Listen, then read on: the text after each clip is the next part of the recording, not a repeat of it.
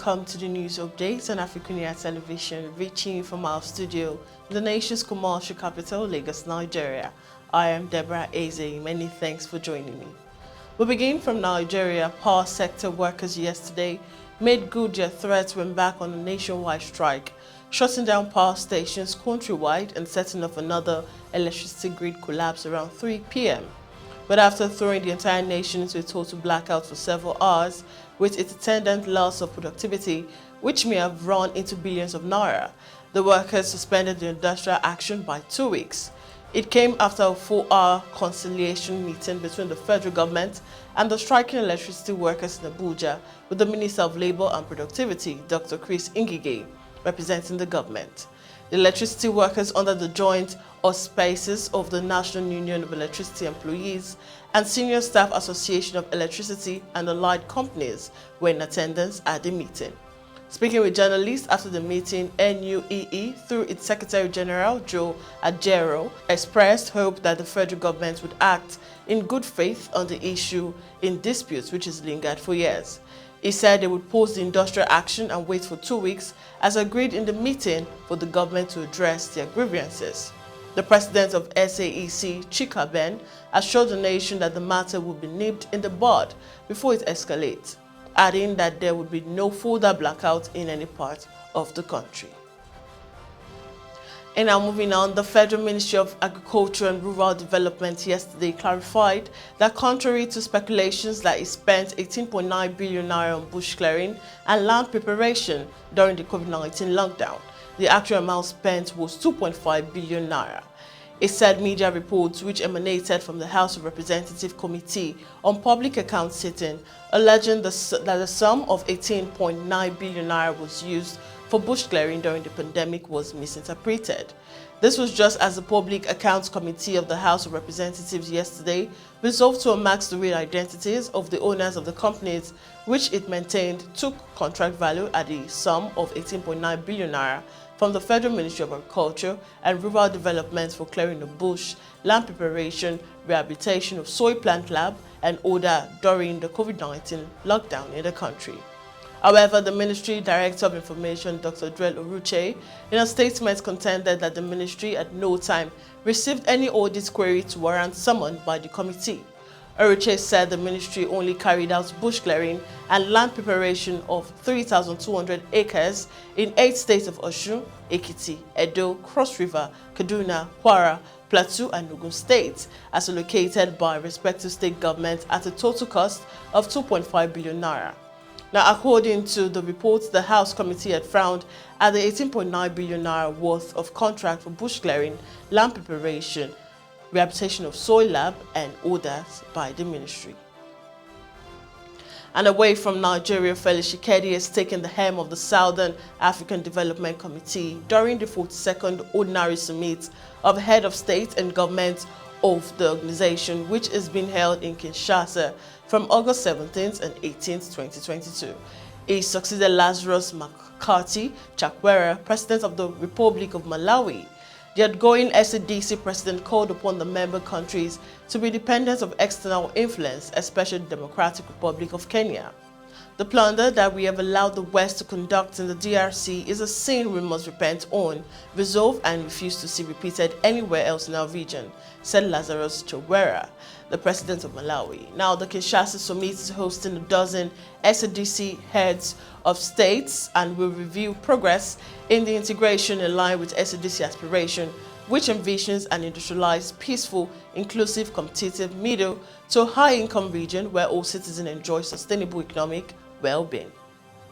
Still on the African scene, an Ethiopian rebel group has proposed an humanitarian truce to facilitate assistance to hungry people in the country's Oromia region as it warns of famine. The Oromo Liberation Army has been engaged in a deadly conflict with the Ethiopian government, which has labeled it a terror group.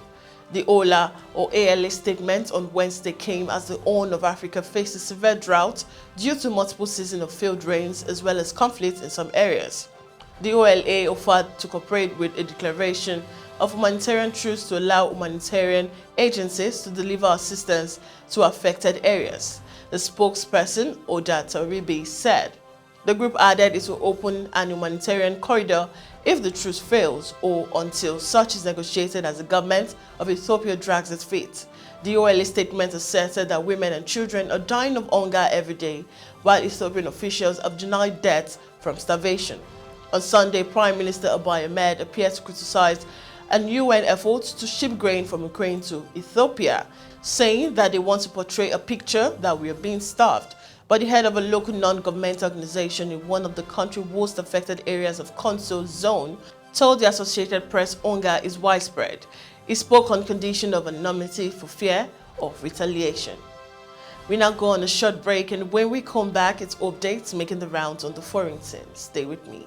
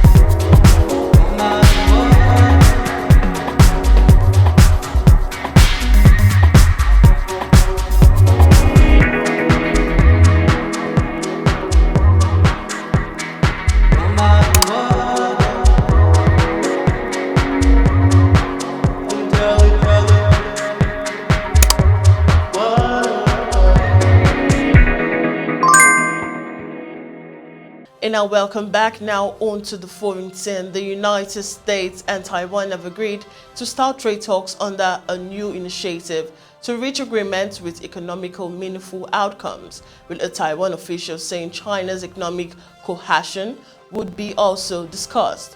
Washington and Taipei unveiled the U.S.-Taiwan initiative on 24th Century Trade in June, just days after the Biden administration excluded the Chinese claimed island from its Asia-focused economic plan designed to counter China's growing influence. The Office of the U.S. Trade Representative said the two sides had reached consensus on the negotiating mandate, and it was expected that the first round of talks would take place early this autumn. Now, Taiwan top trade negotiator John Deng told reporters in Taipei on Thursday he hoped talks could start next month and that this could one day lead to a free trade deal the island has long sought with the United States.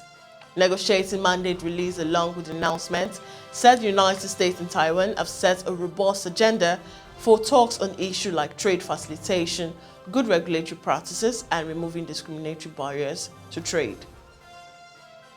And now moving on, the military ruled Myanmar planned to import Russian gasoline and fuel oil to ease supply concerns and rising price. A Johnson spokesperson said the latest developing country to do so amid a global energy crisis. The Southeast Asian country has maintained friendly ties with Russia, even as both remain under a raft of sanctions from Western countries. Myanmar for a military coup that overthrew an elected government last year, and Russia for the invasion of Ukraine, which it calls a special military operation. Russia is seeking new customers for its emergency oil energy in the region as its biggest export destination. Europe will impose an embargo on Russian oil in phases later this year. Now, fuel oil shipments are due to start arriving from September, according to media. Still on the foreign scene, one person died and 18 were wounded on Thursday in pre-dawn shelling of a residential area in the eastern Ukrainian city of Kharkiv, Ole, the regional governor, said. At the moment, there are 18 wounded. Among the two children, one person died. The regional governor wrote on a Telegram messaging app. A day earlier, 6 people died and another 16 were wounded in a Russian rocket attack on the city. We now head to the sports scene. FIFA suspended the All India Football Federation as a result of undue influence from third parties, which constitutes a violation of FIFA statutes. The suspension means that the FIFA Under-17 Women World Cup in India cannot be held as planned. The tournament was scheduled to take place from October 11th to 30th later this year.